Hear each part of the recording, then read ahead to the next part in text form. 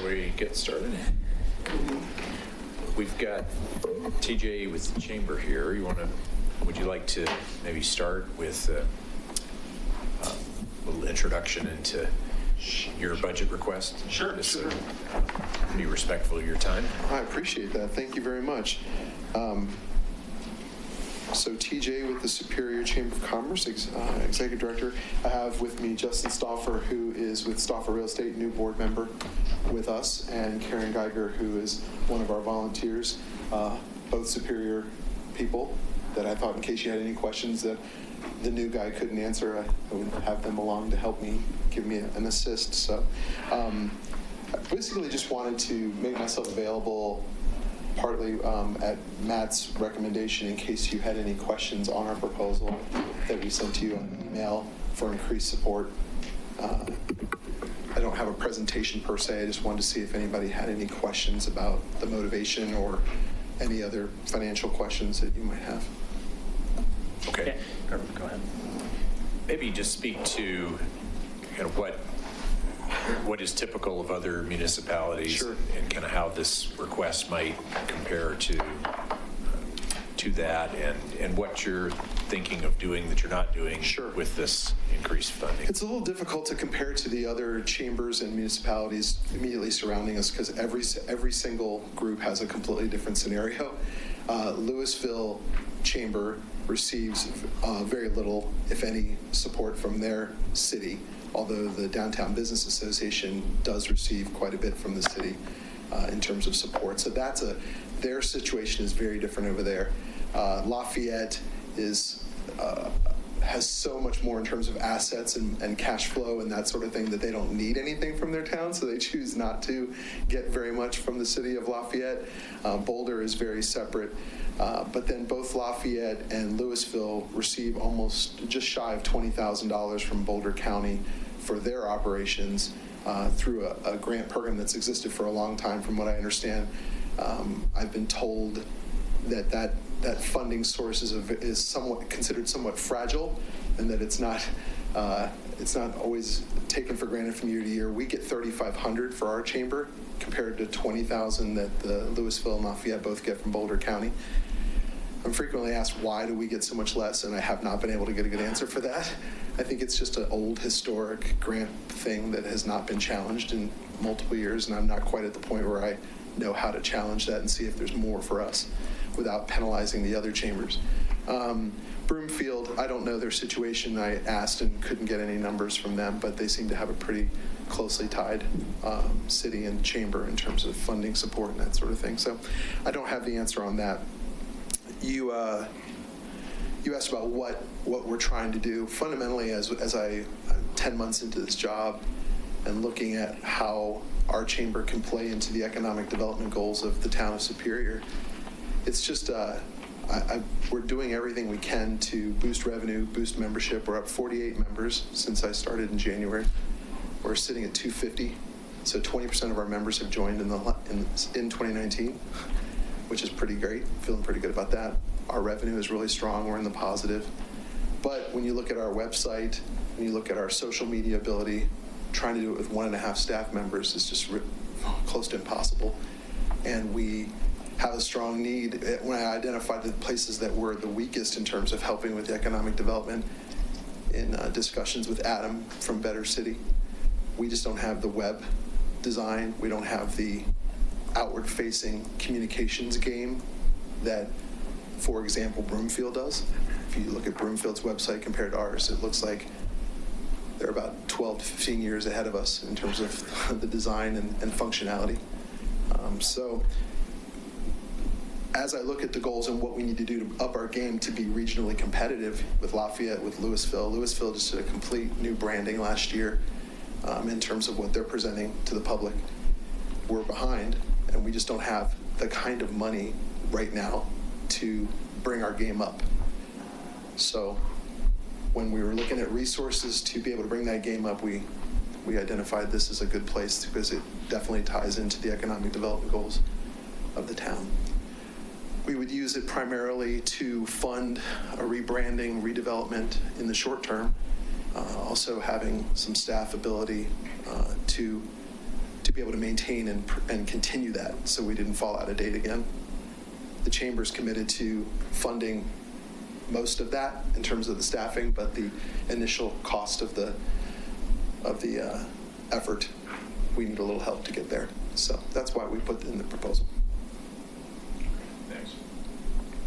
I think you answered the second half of my, or what you said at the end, I think answered my question. I mean, it wasn't clear if this was a one-time expense, like sort of like a capital expense, and then it goes back to the run rate, 15K per year, or is it sort of the 40 increase for this year and then it's something different after that? It was for ongoing. Okay. Not for a one-time thing. Okay. Ongoing, but I don't know at this point. I think the staffing assistance is the biggest part of it that would be the ongoing thing. The capital expense is probably total around $10,000, Okay. and we could do that. We could do that tomorrow. I just don't have. So it's like the whole communications operation basically is what I'm trying to bring up to speed, and I could everything else, membership programming, all the other things I can do gradually, but I can't compete with Broomfield over the course of 4 years. Okay, thanks. So I have a question. When you talk about competing with Broomfield, For example, yeah. For me, you shouldn't be competing with Broomfield.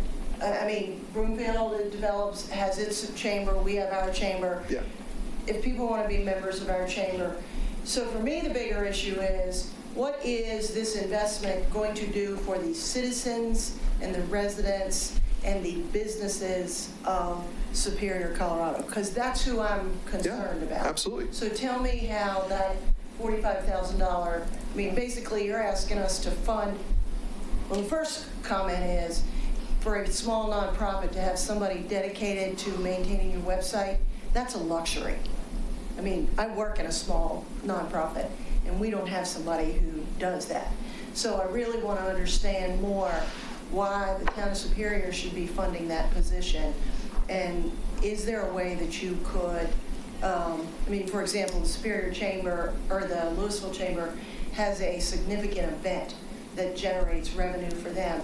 Has your chamber explored creating a new event that would help generate revenue? Okay, a few questions there. Yes, there are. The first thing, competing with Broomfield, it's not so much a matter of competing with Broomfield, it's that we border them, and there's a lot of business concerns that are members of both. And in terms of economic development, when Goldfish, I'll just use that as an example, when Goldfish Swim School was deciding where to put their franchise, they hired a firm that did research on all the different areas. And the visibility and the efforts of the chamber were in the top 5 reasons why this company recommended they choose Superior. And that was based on what the chamber does, the level of engagement, the ties to the town, the support from the town was critical in that evaluation.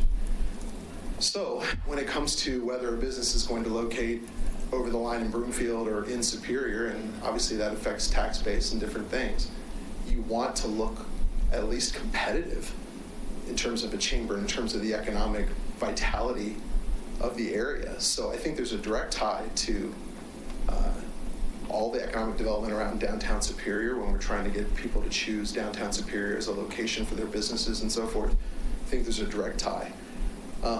These days, website, social media, those kind of things are critically important. I'm doing those as part of my staff time and doing the best I can, working 50 hours a week or more. We're not looking for a full-time staff person. We're probably looking for a contract half-time person to assist with those kind of things and be able to just deal with the capacity. So you're absolutely right. As much as I would love to have a $75,000, $80,000 full-time communications expert staff person, that's not going to happen anytime soon. But to have someone who can put in the hours needed to really make all of that pop and go, we're estimating that that's probably about a $25,000 to $30,000 a year expense. We don't quite have enough to be able to fund that on our own, so this is really an assist that we're looking for. So in terms of the events, we do 75. I counted this year we had 75 events total, and that's with a halftime events coordinator. So we're loaded on events. In terms of a large event that would be a big revenue generator, fantastic goal. We just haven't gotten there yet. We right now, we don't have a. In the past, it looks like I don't have a full grasp of this, but it looks like there were golf tournaments and other things in the past that existed, but it doesn't look like they were the generators of revenue that would cover this. And we also are competing against a whole lot of other events within about a 3-mile radius. Just in September alone, yesterday I had a meeting with other chamber people just trying to figure out next September who's going to do what on what days, because there's so many events in September. So I don't have an answer for an event. No, we don't have anything on the books ready to go in terms of a large money generating event. But my focus this year at my board's direction has been to try to get all of our existing events revenue positive, which we've achieved.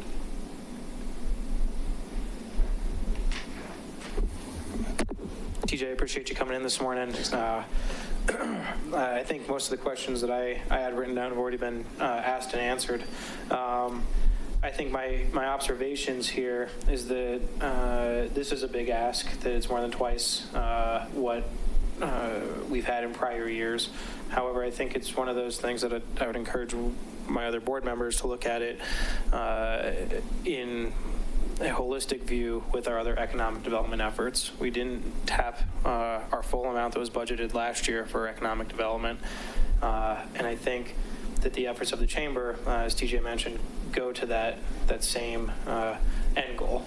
TJ, my ask of you is that if we do ultimately consider and approve this increase, that you come back to us next year with firm examples and data that tells us how did this additional money and effort actually bring in new businesses, and what did this effort do to help build our business base here in Superior, and or likewise, how did this additional money help build and grow our current businesses? I think that's what we'll be looking for, and I think as we found over the past few years, that when we have new budget lines like this or big increases, it's hard to tell from the outset what the right amount is. So I think next year that data will help us understand whether a jump to 40 is the right ask, whether it's 30, whether it's 50. Help us understand that as we go through this next year. Sure. I'd love some assistance from you in terms of some data points that you think would be relevant. Okay. It's a little hard, when you also have economic development, going on. Yeah. We're going to have growth. We're going to have more businesses, those kind of things. So it'll be a little hard to tie direct causality, but I think that we could work together on that. Agreed. And I think just off the top of my head, what I'd be hoping to see is maybe, and again, the hard data is difficult, but if you're taking steps A, B, and C, yeah, what is the causality you are looking for each of those?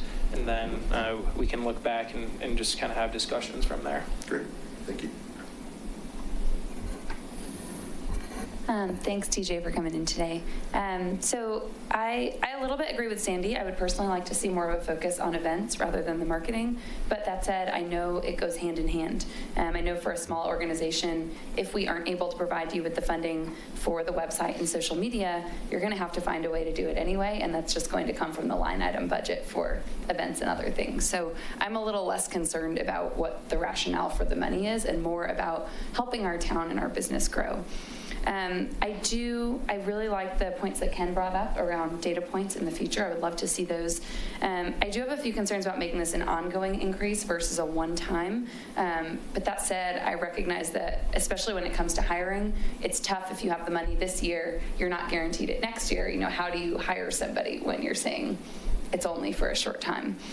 So I would just like to ask that each year you report back to the town where specifically our town of Superior money went, and then just consider in the future, any future asks, adjusting them up and down depending on their needs. A couple of responses. The first is that in the chamber industry as it exists, and as I've been exposed to it for 10 months, which is limited, there's a very strong push toward moving from the chambers in their parlance to say parades and pageants and pancakes, which is funny. we have a pancake event, that's the old chamber model, is doing events and parties. And the new chamber model is more toward advocacy for businesses and that sort of thing. We are definitely in our current state, a little bit of an outdated model doing events. Most of the bigger, Arvada, Boulder, a lot of things that are much larger, chambers are much larger than us. They're moving very much away from events and more toward advocacy, community development, economic development, those sort of things. We're not there, but just so you know, that's where the industry's going. So the thought of doing more events kind of makes me go, maybe we could trim 10 and put in a new one. I don't know. I'd love to chat then maybe offline about Sure. more of what that new model looks like. And reporting back, absolutely. I mean, it's really just a matter of our entire budget is our entire revenue is under 200,000 a year, and we're somehow running this thing on under 200,000 a year. So yeah. So I'm at the point where I'm looking for everything we can just to build the capacity of the chamber so we can start being a little bit more current and a little bit more effective, not just in events and not just in quality of life issues, but also in drawing businesses here and giving them support when they get here. I mean, that's been a major focus of mine. We've been trying to bump up our educational efforts. We did our Superior Success Series last week. We've tried to we're bumping up our small business owner mastermind group. So I'm trying to bring an educational focus so there's actually something we're providing the business owners in addition to just chances to get together and network. So. And for the rest of the board, while I realize that my comments were about things I'd like to see different, I do want to call out, I think TJ and the chamber are doing a fantastic job, and I would be supportive of this increase. Thank you. Thanks. Yeah, I'll just wrap up by saying I'm also in full support of this. We, as a board, enthusiastically increased the economic development budget last year, and I fully view the chamber as a key piece of that economic development and to support the chamber through this increase. I'm supportive of. I think the chamber's an incredible partner in events that we do townwide, and I do also like the new direction that you're going with this educational focus. I enjoyed the event last week, and so yes, I'm in support of it. So thanks again for coming in. All right, we do need to move on to other items. So thanks, TJ, and chamber members for coming in. Appreciate it. And Mayor and Board, this item, as well as a couple other policy items, we have scheduled for the meeting on the 14th. So at that point in time, we'll need ultimate direction from the entire board on that, just for procedural perspective. The board received a revised budget as well as answers to follow-up questions. The revised budget identified any of the material changes we made, highlighted in yellow.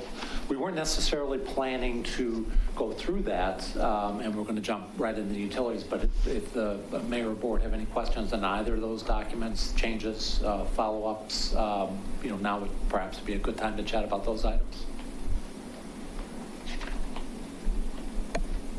I'll be honest, I haven't had a chance to look at them, so. And that can happen offline. It can happen on the meeting of the 14th. Obviously, we're flexible. So was the revised budget put in Dropbox? Because I didn't get it. So the revised budget was, yes, put in Dropbox, and I think attached to that email to the board. It was attached yesterday. Okay. And I do not remember seeing it, so I have not looked at it. Okay, so just at your leisure, take a look. Let us know if you have any questions. We can talk about it formally or informally, whatever your pleasure is. We'll start with some questions since I already emailed them to you last night. Just with the revised budget, I don't know where you want to start on the CIP tab. Sure. Okay, the CIP tab, the Promenade extension for 1.3 million. It's $300,000 lower than I expected based on the FDP. Yeah. Did we already find a magic $300,000 reduction, which would be great? Well, part of that, yeah. So part of it is Right there. a more dialed in cost for the project, and the other part is a delay in the traffic signal. Yeah, and that was part of my question. I mean, it was 1.6 and 3.5, for 1.6 for the road and 3.5 for the traffic signal. And if it's 1.3 for the road, great. Yeah. But does it have to be 2020 or can it be 2021? Well, Not that I'm really not worried about it. It's just really more based on what we saw from what Toll wanted to phase in. yeah, The additional cost savings that we have factored in is the fact that we plan on Yeah. doing this at the same time we do the 88th Street Okay. project. So we save in mobilization costs and get a more better cost because It's economies of scale. I totally get it. Okay, that makes total sense to me. Sorry. Perfect. All right, and then the other one was the CAPS number, which, Paul, your answer made sense to me. It's kind of the balloon squeeze, what didn't get spent in 2019 is going into 2020. Yeah. But, are we actually on track to spending 110 this year on CAPS? Yes, we are. Okay. Yep. Yeah, and the addition, so the committee has asked that they weren't able to get to the Prairie Dog and the bus shelter wraps this year. Oh, right, okay. And okay. so they wanted to be able to do those next year. Okay. Okay. They had a pretty aggressive work plan. Yeah. A lot of items in there, so they've asked that those items be included for next year's budget. Okay. So now you guys got to hear all my questions. I threw at Paul last night, so Yeah. Appreciate it. yeah. Well, hold on, Matt, just to make sure I'm understanding. So 110 would have, so is CAPS dropping something then that they would have then planned for They're not able to get to those two projects this year, so that's why you have the 110 revised budget. right, so weren't those going to be one-time projects? Mm-hmm. Okay. So the idea is that they'll be able to do these one-time projects, plus since we're backfilling that amount again, they're going to have additional one-time projects plus the ongoing projects they've had? Correct. Okay. I appreciate and love the enthusiasm of CAPS, but now we are setting them up to have more projects, and they weren't able to get to all of them this year.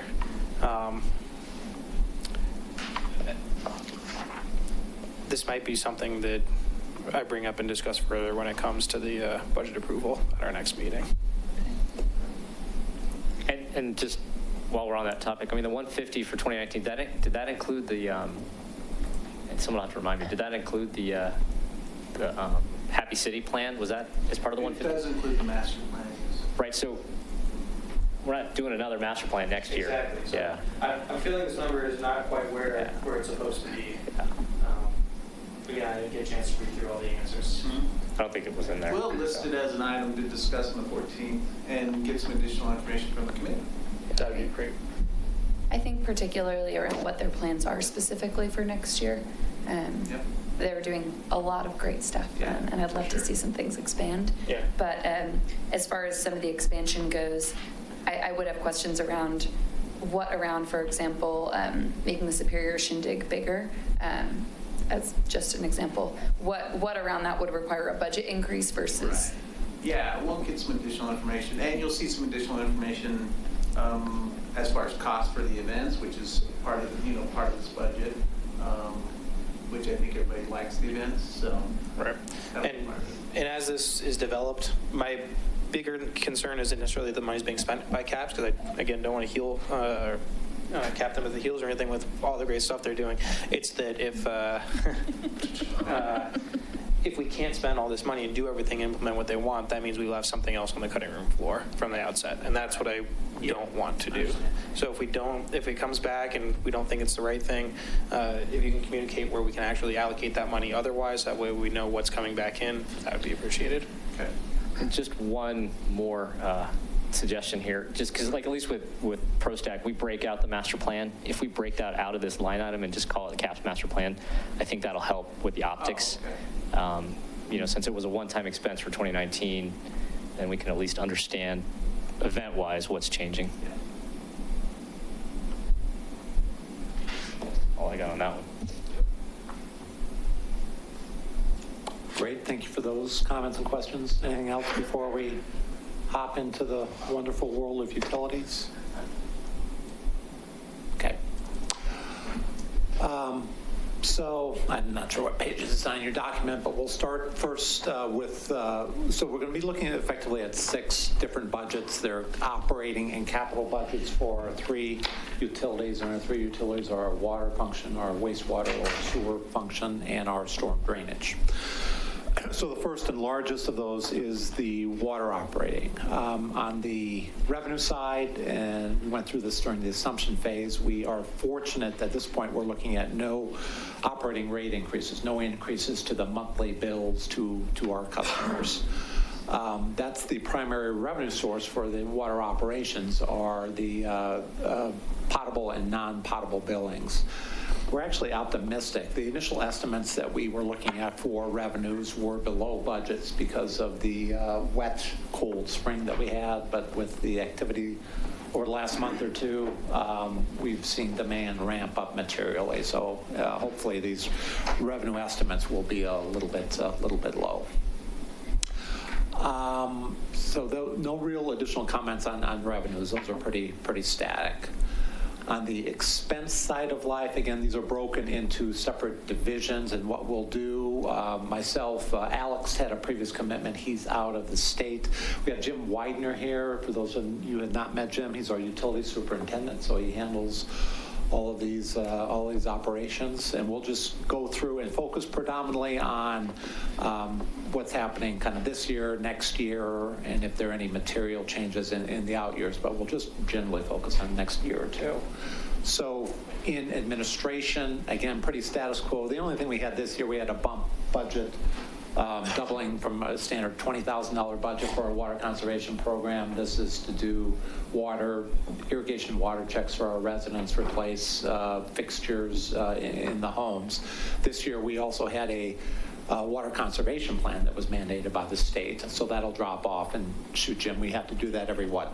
7 years. 7 years, so hopefully we won't see it again for a long period of time.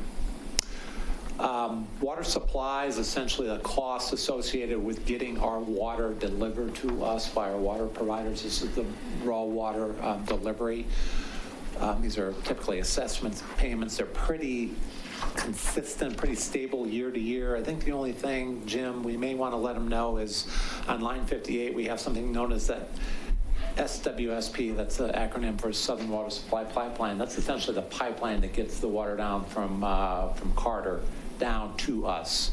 And we've got a spike next year. I think what's going on next year, Jim? Oh, with the Eastern Pump Station? Yeah, so this is just a one-time construction project? Or that's... Yeah, they're extending some service to Eastern Colorado and thereby increasing our available pumping capacity, which would enable us to get our capacity a little easier. So we'll be paying for a portion of that. But again, just a one-time expense, and that then assessment effectively will drop down to more normalized levels in the future, so nothing material there. Water treatment, these are the costs for our contract operator and all the costs associated with treating our raw water and getting it into a finished product. About the only thing I want to note, Jim might want to note something else, is you'll see on line 78, 79, we have something called lease payments and photovoltaic payout. So 10 or so years ago, we put up those big solar arrays at both the water and wastewater plant, and we financed those. So 2020 is the end of the financing, and then the payoff. And these arrays actually, surprisingly, are still producing it at pretty much the same level they were when we got them. And typically we anticipated a degradation in service of 0.5% to 2% a year. And they're going strong, producing free power for us at both the plants. Paul, are we reserving anything for the inverter replacement? Yes, that's a good point. So as part of these photovoltaic arrays, they have something called an inverter, which takes the power from the panels before it gets to the plant itself, and those need to be replaced every 15 years. Yeah. So we need to factor that in probably close to 24 or 25, that time frame. So we'll make a note of that, okay, and maybe even sneak it in the budget here in 24 as a reminder. Okay. But that's a good point, Neil. Jim, anything else of note here on the water treatment? Not really. We are constantly battling chemicals, but as our usage goes up with all the development, we are using a few more chemicals. So we're looking at we always do jar testing at the plant to see how our chemicals are performing. And we've actually found a new chemical. And we have a big cost area, about a year and a half of a coagulant. It's about a $30,000 a year cost. We're bringing that down a few $1,000s a year. We found another coagulant we're going to be using. So we're always working on that. But other than that, that's the only big item I see down there.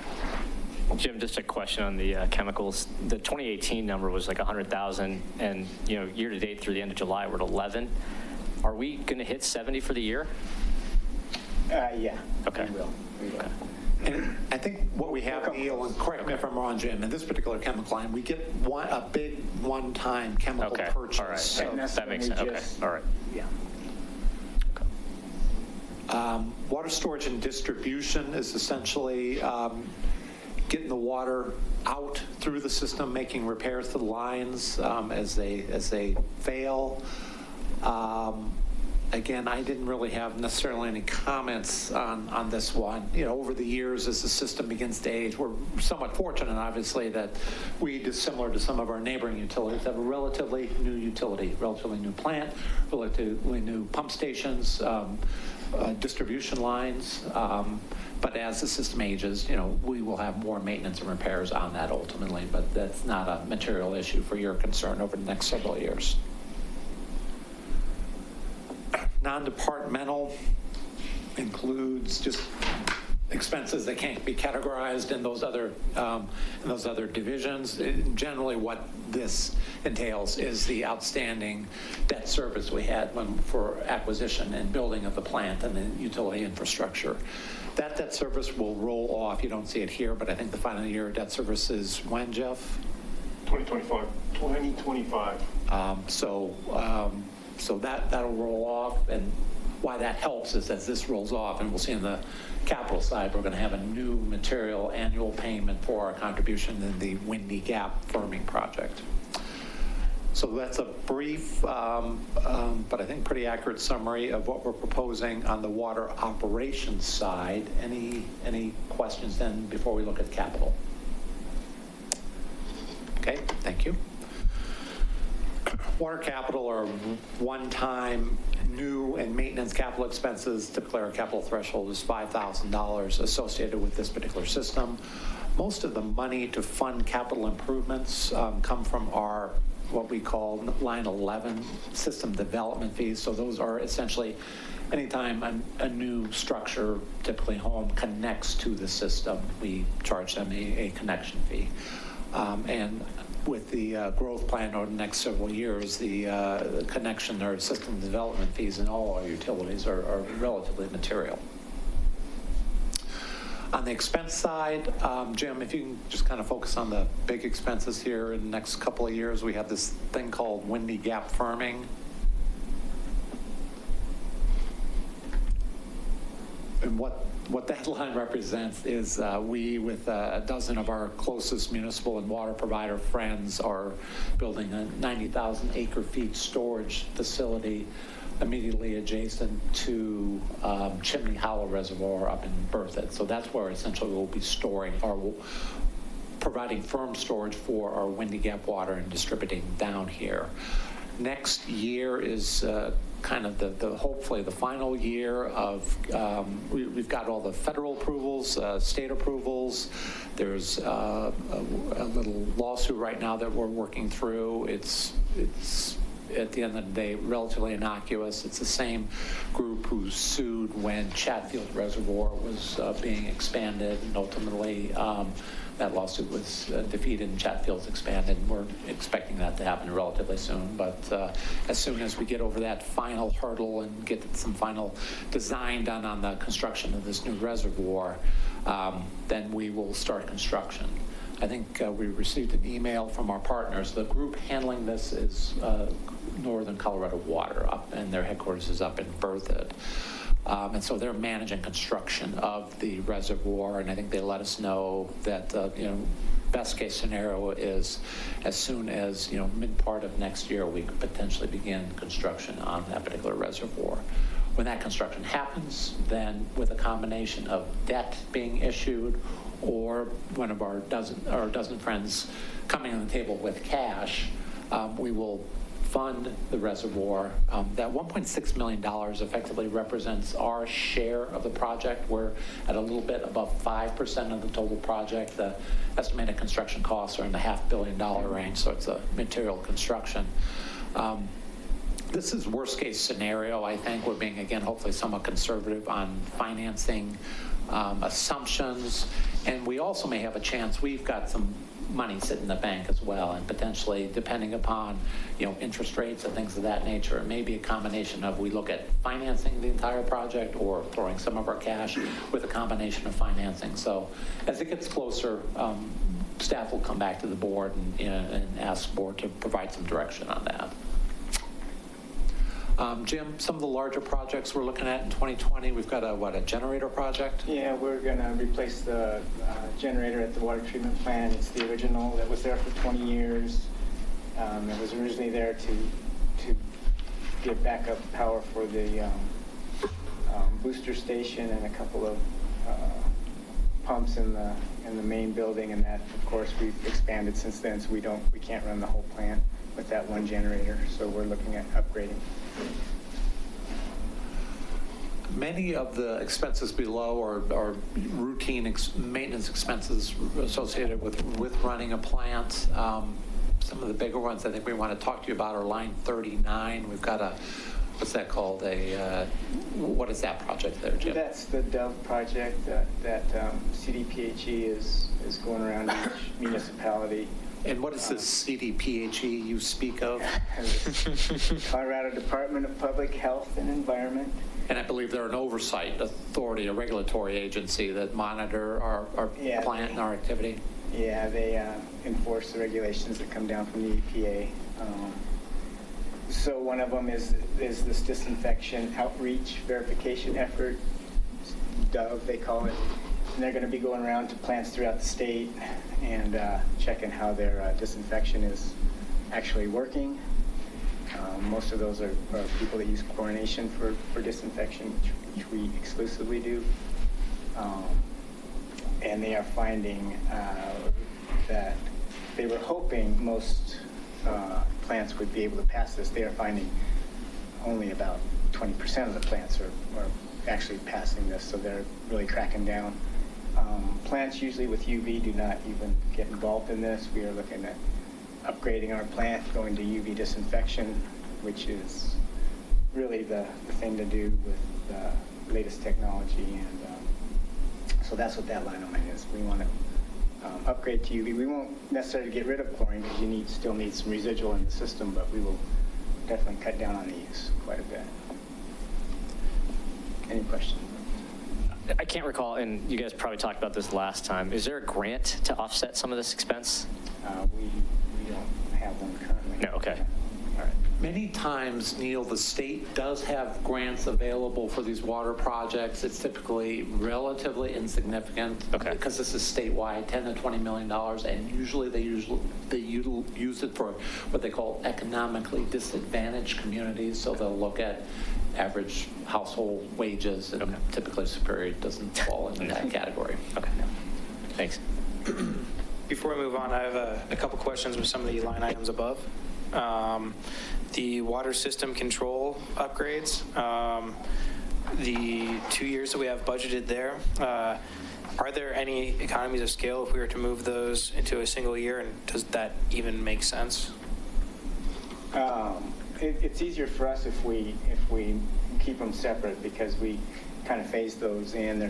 We need to keep, the plants running, so we can't just shut down the whole. So that's why we phase them. And I assume moving down a line to the irrigation valve installations, is that same answer? Yeah, those are pretty much placeholders for. We have a lot of areas in when the original system was built, they didn't give us any ways to isolate. So we have 3 miles of pipe with no way to isolate. So we're kind of doing that as a phase. Gotcha. Because we can't shut down the whole pipeline to just put in all these valves. Right. Okay. And then looking at line number 37, the fire hydrant replacement. Is this a perpetual project that doesn't have any end dates? We're just perpetually replacing these? Yeah, a lot of those are maintenance and damage issues. Okay, and is this a project that Rocky Mount Fire shares any cost with, or is this 100% the town? This is 100% the town. The town needs to, be able to provide that for any fire agency. So they just expect when they are hooking up their hydrant that it's in fact working. So it's our responsibility for that. Right. It helps with our insurance rating too. Okay. Actually, one of my questions was how many hydrants do we replace annually? Is that the cost for 1 or 2 or 3? That's usually just a couple. Okay. Yeah, I think it's close to 8 to 10 per hydrant roughly, just depending Okay. upon All right. Okay. how much, if the entire hydrant replacement Yep. or that's the $10,000 number or something less than that. Any additional questions on the capital side, on I've the got water capital side? One additional question. Let's see what line 43, line 43 here, the sonic solutions for algae control, terminal reservoir and pond 5. So the problem that we've been hearing from residents regarding in the Yarrow neighborhood, does this resolve that problem? Is that the intent here? No, this is for our our processed water, the water that we use to take out into the irrigation system. The Yarrow, I believe the Yarrow pond is just a stormwater pond. Where's pond 5? Pond 5's in Purple Park, right next to Pitkin. Okay. We have a pump station there, and we draw from that. We fill it and we draw from that. With regard to your question, though, we are looking at adding aerators, basically, to the ponds, which will help introduce oxygen into them, and that should help with the... And I can't remember if we went through that in our prior meeting. Is that already included in a different line item? That's something we're looking at doing this year, so... Oh, this year Yeah. before? Yeah. And typically, Ken, that would be included in the third utility, the storm Okay. drainage utility. So, we'll look for that when we get to that particular line item. I don't recall if it jumps out in that budget. Perfect. Thank you, guys. Anything else on water before we get to the real exciting sewer operation here? Just a second. So the $15,000 for the water storage tank cleaning in,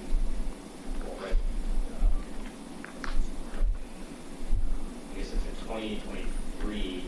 Just curious if that relates back to the tank rehab that we have planned for this year. There's $165,000 for the tank rehab next year. Oh, next year, yeah. And $115 in 2022, and then we got 15 for cleaning. I don't know if they're related or they're... They are related. Okay. Yeah. So we actually are going to be cleaning our tanks here in about a month. That's the 15 this year. And then but the state requires us to do it every 5 to 7 years. And if we find anything, if there's any huge damage, then we would have to do some rehab. What's that? Have to get in?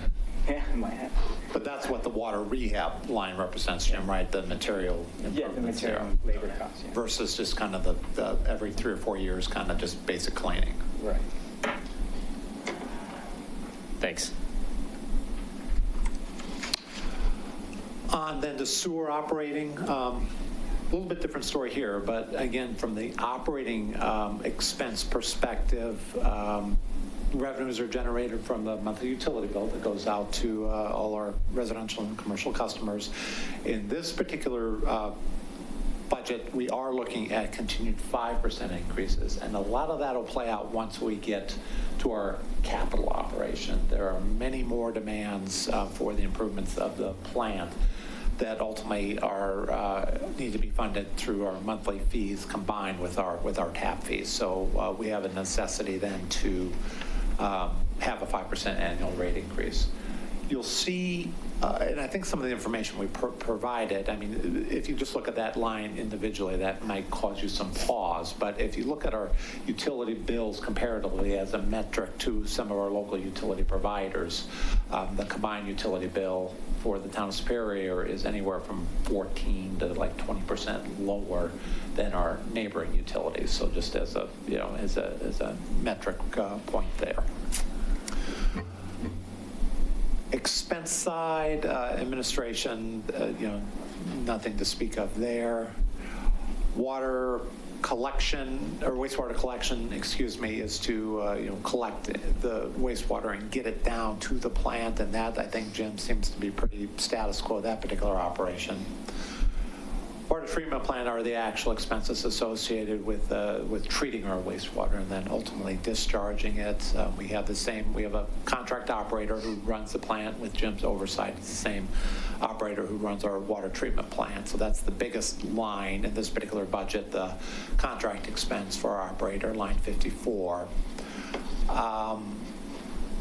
This plant is more intense from an electric perspective, so you see our electric bills are higher here, our chemical bills are higher here. We have a little bit of an anomaly on that chemical line. I mean, it's typically in the 150 to 200 range. We have a little bit of a spike this year at about 245. Jim, could you maybe just briefly talk about what's going on there? Yeah, we have some huge concrete tanks that we order chemicals in bulk, and we had to do some maintenance work in there with some problems. So we've had to order them in drums, which is more expensive. So while we're getting that work done, the chemical costs have and will go up until we can finish that project. And then right above that, the same dialogue we had in water relating to our photovoltaic system, where those lease payments will end in 2020. We'll have a little bit of payout, and then we'll continue to derive benefit from generation of electricity. And Neil, similar to your other comment, if appropriate, we'll put an inverter cost in here maybe as early as 2024. Sure. Jim, any other comments from you on this particular budget, followed by any board questions? Nope. So, board, what questions do you have on the water treatment plant? Wastewater. Thank you, Matt. A little bit of a difference there. Okay. And again, absorb this, and you can always, bring back questions later. Non-operating, again, the primary expense here is debt service. Laura, we did go through admin fee. I'll maybe give a kind of another brief reminder what this silly admin fee is. So what that is allocating staff salaries to this utility operation. So Jim's a good example. So Jim spends most of his time working on our utility operations. So we get ultimately his salary charged to these particular operations. But we start with all salaries are budgeted in the general fund. So then we allocate part of individual expenses to these utility operations, and that's that admin fee effectively. So we have admin fee, and then the same thing with the interest and principal on the debt service. And again, that debt service schedule is the same as the water debt service schedule. Well, that will end after 2025.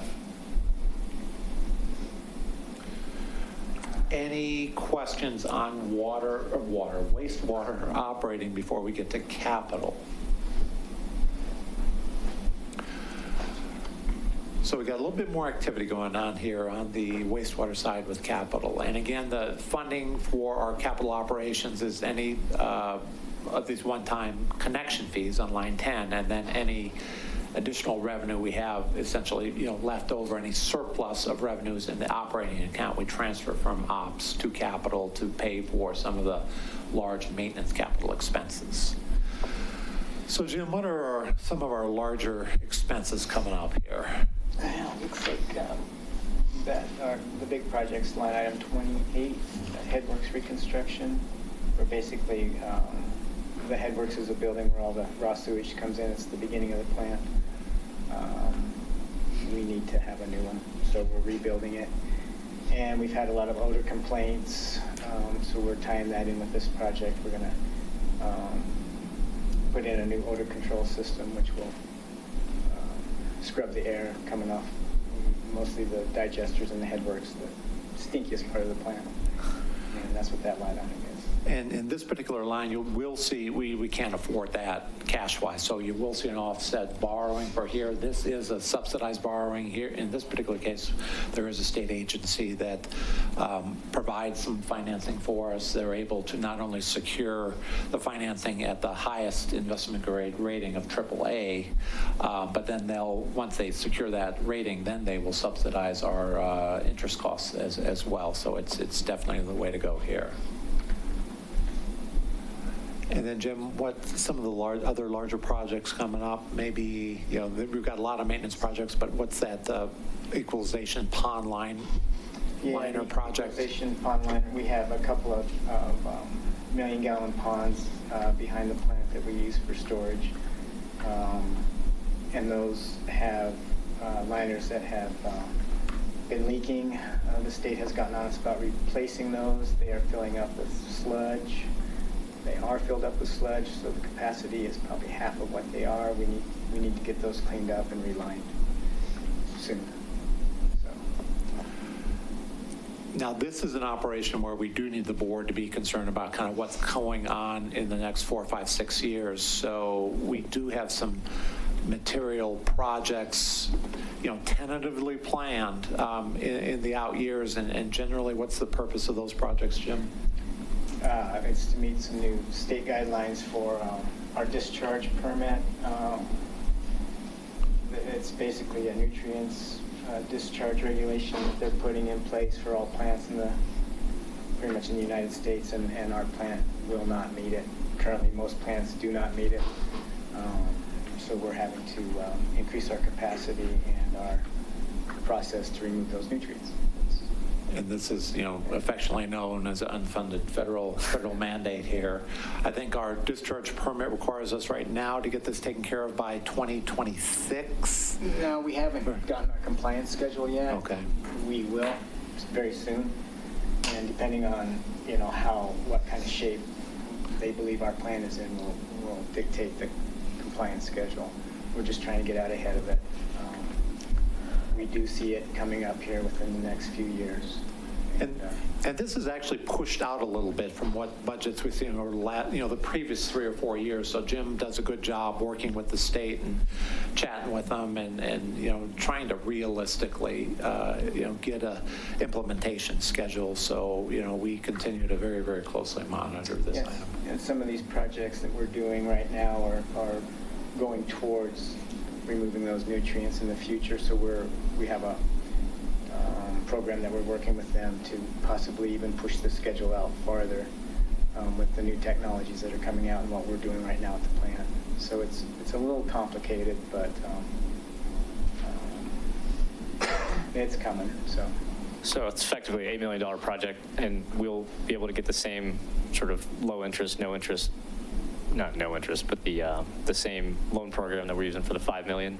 Correct. Okay. Yes, that is the one benefit of this unfunded federal mandate is we do have access to, a little bit cheaper money, but it's still tough pill to swallow. Yeah. In contrast, Louisville spent close to $25 million to do their plans. We're looking at different ways to make that more efficient. So I guess we'll just have to keep watching the reserve and making sure that we're okay on rates. No, to absorb absolutely. all that. Because one way Louisville got there to do this $25-30 million plant is they saw successive at least three years. Yeah. Martin is a Louisville resident. 3 years of 20+% rate increases. So that's why we're trying to moderate these 5% rate increases. We don't want to give our customers rate increase shock, but we need to be fiscally prudent and start to try to build up a reserve and financially plan for this. Yeah. So what questions does the board have specific to any of these projects? I appreciate that background. I just have a few kind of questions. Just to help me understand the projects a bit better. Let's see, line 27, the sanitary sewer manhole and line rehab. Is this just one of those perpetual lines to replace as needed? Yeah. Line 29, the process pump maintenance. Is this another one of those where it has to be phased, or is there any cost savings if we try to do both these in a single year? No, yeah, these are all phased projects. Okay. And then line 33, the townwide collection system video assessment.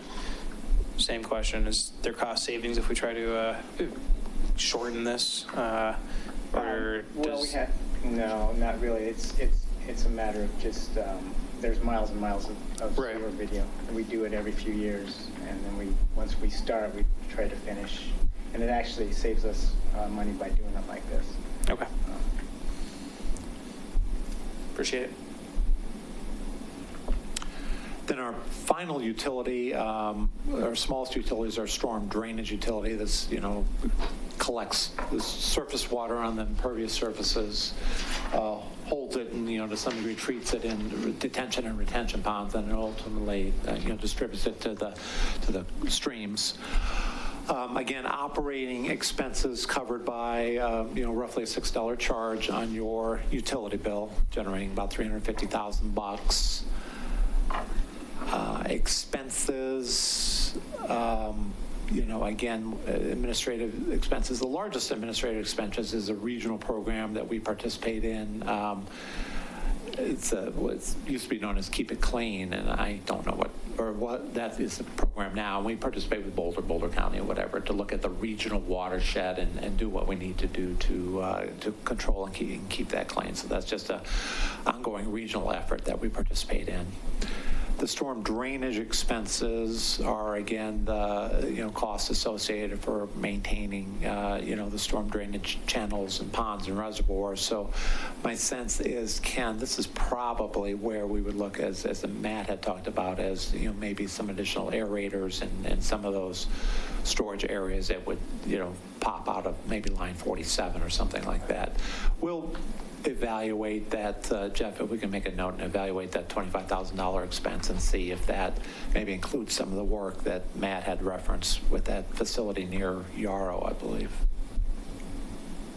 Before we go too far, line 48, the street sweeping. So was it the last board meeting? I think we talked about the snow removal, and by using the chemicals that we're using now with snow removal, we're getting by with less street sweeping, but I'm not seeing it, because what we've got is effectively flat and then going up. I'm trying to reconcile what we're trying to do with the snow removal and the chemical treatments with effectively no change on street sweeping. Yeah, Alex, we might have on the 14th some follow-up information for you, but I will say each storm is different. Yep. And depending on the temperature, and chemicals aren't always the application we can use. Sometimes we are going to have to use sand and salt, and when we do that, we have to have sweeping. So we'll get some additional data for you for the 14th as a follow-up to this. Okay. Yeah, because I know we overspent the snow removal by 50%. 600 versus 400, right. And we're still sweeping as much as we were before. Yeah. I want there to be a trade-off somewhere where we can cut back on something. Yeah. So we'll note that as a follow-up item and get the board information on that.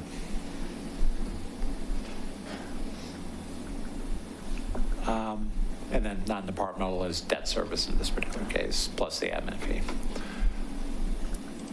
So what other operating questions or comments does the board have?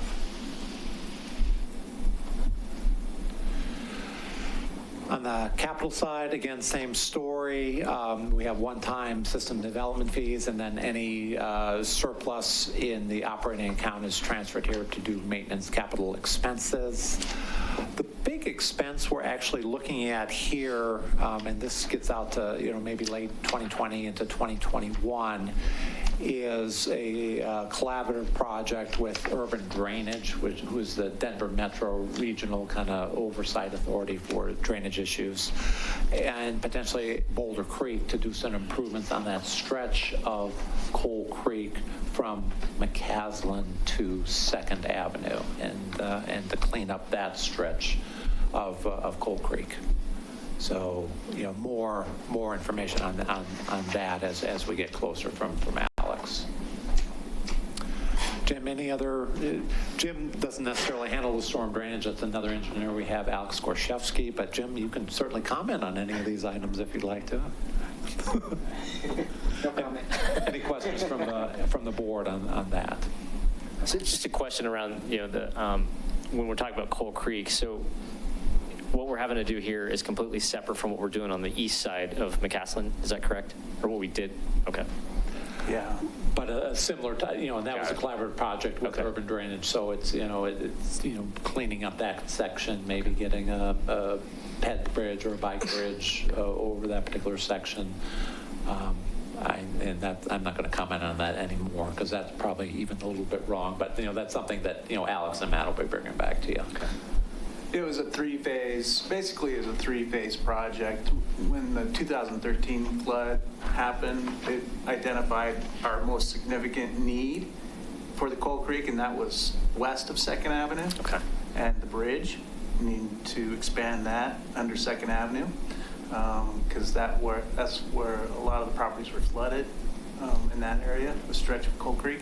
So that's the first phase we did. The second phase was east of McCaslin, and this section is a third phase. Okay. Because it's a macro question, because with all of our storm drainage, we've got tunnels under roadways. Where does that capital, sort of keeping those, current, where does that land in the budget? Is it in storm capital or is it somewhere else? They get corroded and there's some balling of the concrete and the paint's peeling. Like where do we fix that or cover that in the budget? I think the physical structure of a bridge-related work, we at times have some almost cosmetic budgets associated with bridge work, and that's in governmental capital. Okay. But as Matt said, we had this unique situation after the 2013 flood, and we were able to utilize some funding, federal funding, and urban drainage to actually replace the bridge on 2nd at that particular time. So it moves around. Okay. It's in both budgets that effectively try to address those. So I'm sorry, it can't be more. No, it's somewhere. It's just a matter of just where. Yeah. Okay. And then I just mentioned, with Rock Creek being a master plan community, the Rock Creek that goes through performed really well as far as the drainage areas throughout Rock Creek. Yeah. Prior to 2013, we did an urban drainage project down by the wastewater treatment plant for that section of Rock Creek. And that was just timely that we had that done prior to the flood. So, that infrastructure performed really well. Okay. All right. Thanks. I think that does it from staff's presentation and perspective. Again, we've got a couple more budget meetings scheduled. A meeting on the 14th to get some final direction from the board on some additional policy questions. We'll try to get some of the follow-up that some of the questions that the board identified today. We'll get that follow-up to you before that particular meeting. And then tentatively we have scheduled for the 28th of October approval of, by gosh, who knows how many particular rezos and budgets and things of that nature. But the formal budget presentation, we'll do a pre-presentation for our citizens' benefit, and then the board approval of the budgets on the 28th of October. Okay, that sounds good. So one thing I saw in the question and answer, I think it was Mayor Pro Tem Lasis brought up the idea of increasing the amount of funds we put towards tree plantings and increase that. Quickly, when going through, Paul, the updated one, the spreadsheet you sent out, I didn't see a bump in that. Is that something we're contemplating? We certainly could. I guess the primary takeaway I had from Trustee Lasis was a clarification of how we spend our current tree funds. But with the Emerald Ash borer, that's roughly, I believe, talking to our Parks Recreation Superintendent, out of our tree inventory of about 7,000 trees, it's about 10% of that. Yeah. So there's potentially 700 trees. So we certainly could look at, if there is available funding, maybe investing more in that particular program. Yeah, it's something we can definitely look at. I'll need to talk to our park staff and just get their recommendation as far as how many trees, Yeah. new trees to plant and that type of thing. So we'll have some discussion with them and provide some additional information to you. Let's have that discussion. I mean, I haven't been to every park in the area or within town recently, but I do know we lost, I think it was 3 large trees at the park next to the North Pool. Yeah. So all the shade we used to have is no longer there. I know, and Sandy and Neil, please correct me if I speak out of turn, but ProStack for the past several years has been talking about shade structures and adding additional trees in our park areas is certainly a way to kill that bird as well. So sure. I think this is something I'd definitely be interested in seeing. Okay. Especially with a focus around the parks. Everywhere, yes, but primary focus in the park areas. And one more thing to queue up for the 14th. We spent, was it $15,000 on an airport consultant in 2020? I want us to continue looking at that as an ongoing budget item, at least for 2020, either 15 or 20 grand, not specifying who the consultant is, but based on the conversations we've had so far with Louisville and the FAA and the airport, I think it's pretty obvious we're going to have to continue to spend money there, at least obvious to me. Matt, would it be possible before the next meeting, before the 14th rather, to find out if Louisville intends on having a budget item for that?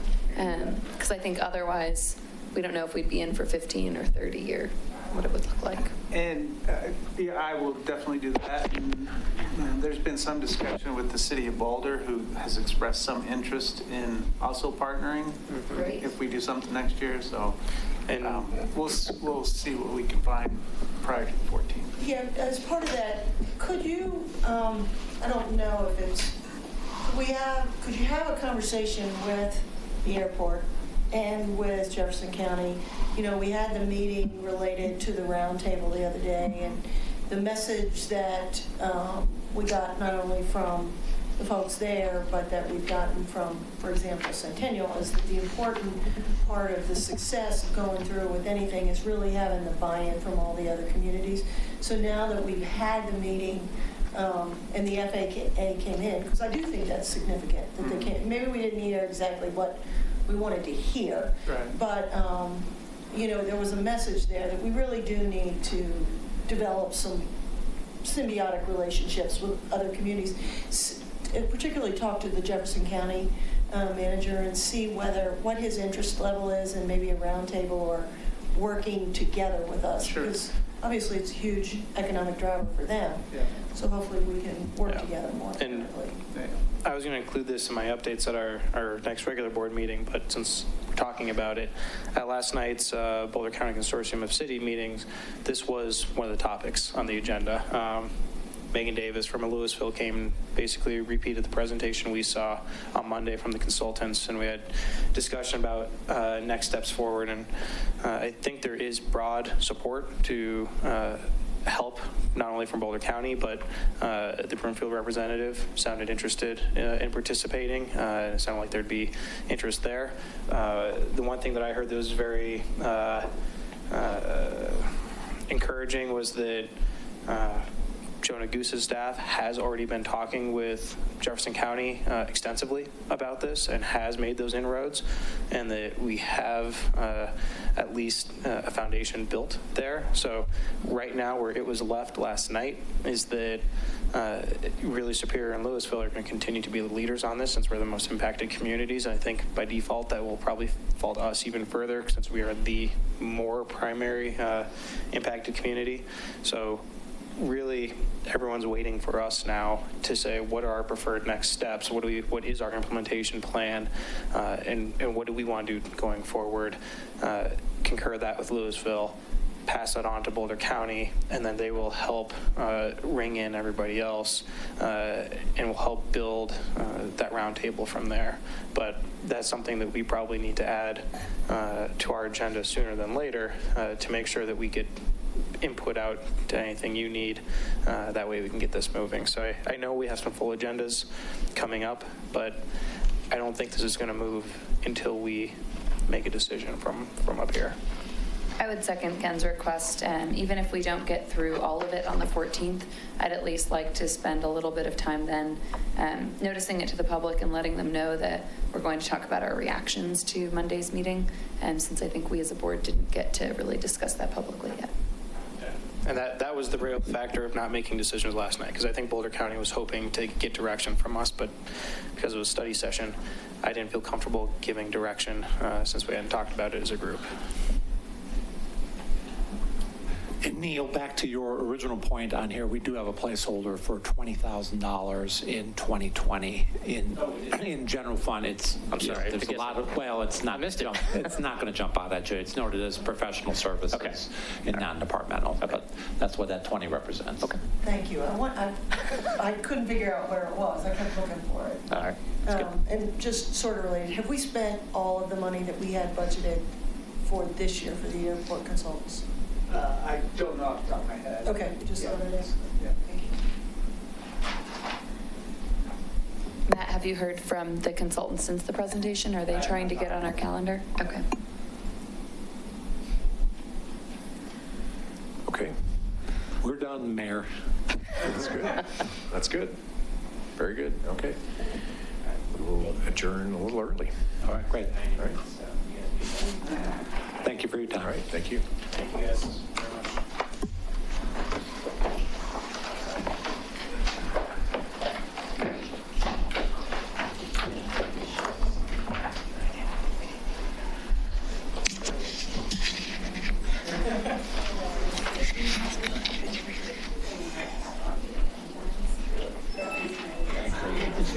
That's definitely coming.